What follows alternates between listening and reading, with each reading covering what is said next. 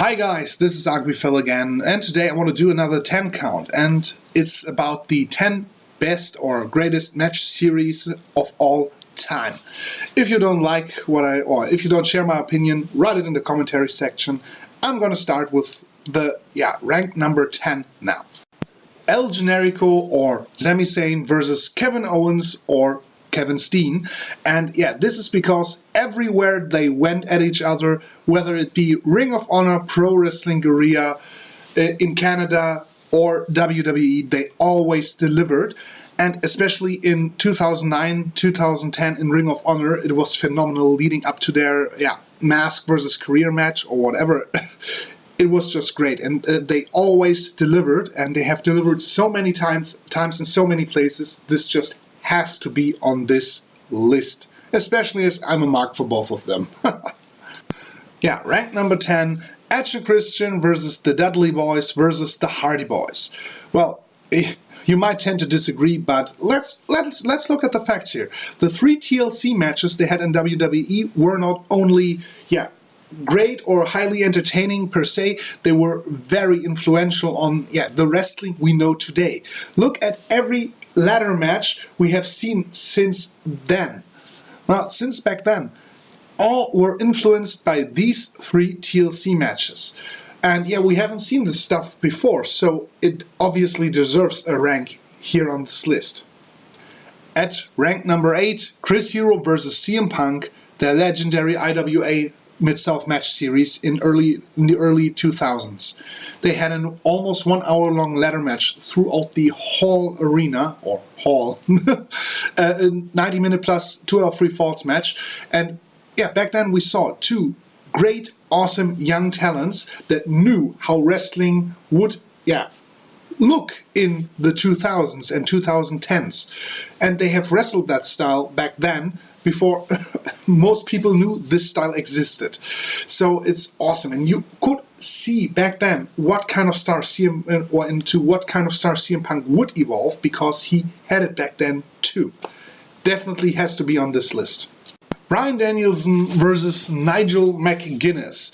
And with these 2 names, Bryan Danielson or Daniel Bryan and Nigel McGuinness, or later in TNA Desmond Wolfe. With Bryan, we all know he was always a magician in the ring, especially when it comes to technical wrestling. Nigel McGuinness is just as good as Danielson. So whenever these 2 perfect in-ring, these 2 perfect technical wrestlers went at each other, it was pure gold. It was awesome. Especially, of course, their Ring of Honor unified title unification match, which went down as one of the greatest classics and must-sees in wrestling history. So, of course, it has to be on this list. Samoa Joe versus CM Punk. And with rank number 9, I'm talking about 3 specific matches here, and not all of the matches they had against each other over the years. I'm talking about their 3 world title classics in Ring of Honor. All of them were great. The 2 1-hour time limit draws are some of the best wrestling I have seen, and their 30-minute decisive match was awesome too.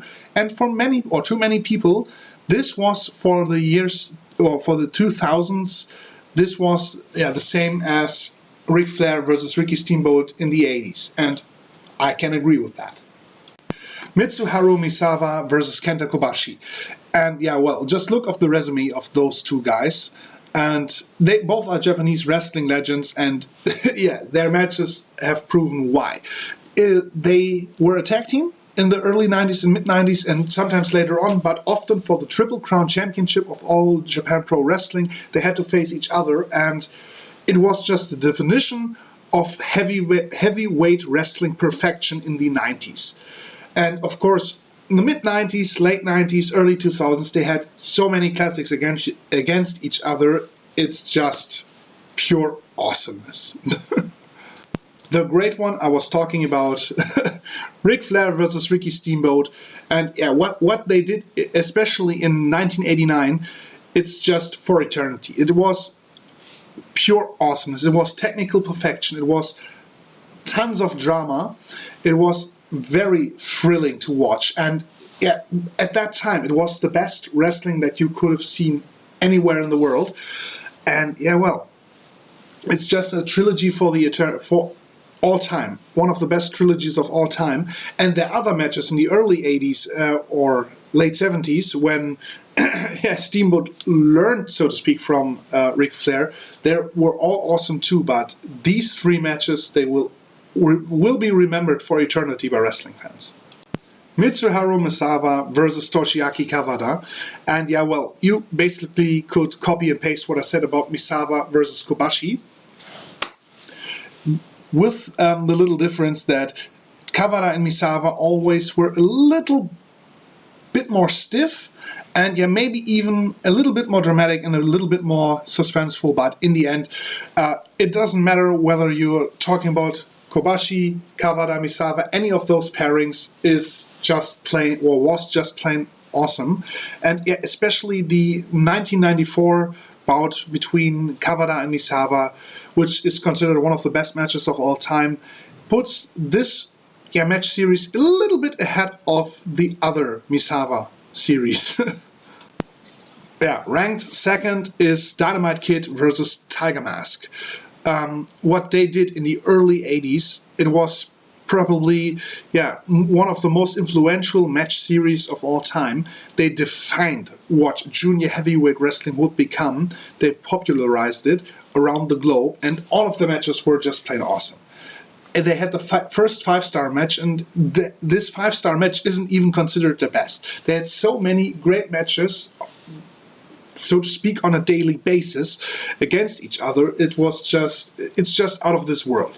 And well, it's definitely one of the greatest match series of all time, and yeah, there's no one who can deny it, that this was out of this world and way ahead of its time. Of course, there are some honorable mentions too. First off, Mitsuharu Misawa versus Jumbo Tsuruta. From the early 90s to mid-90s and the late 80s. This is the series that, or a series that made Misawa, or made Misawa the star he was later on. And yeah, well, they had some good matches against each other and some great matches, but the overall match quality, at least to my personal taste, wasn't as good as some of the, or all of the other stuff on this list. And the second I want to mention here is John Cena versus CM Punk. The legendary Summer of Punk stuff and what they did later on.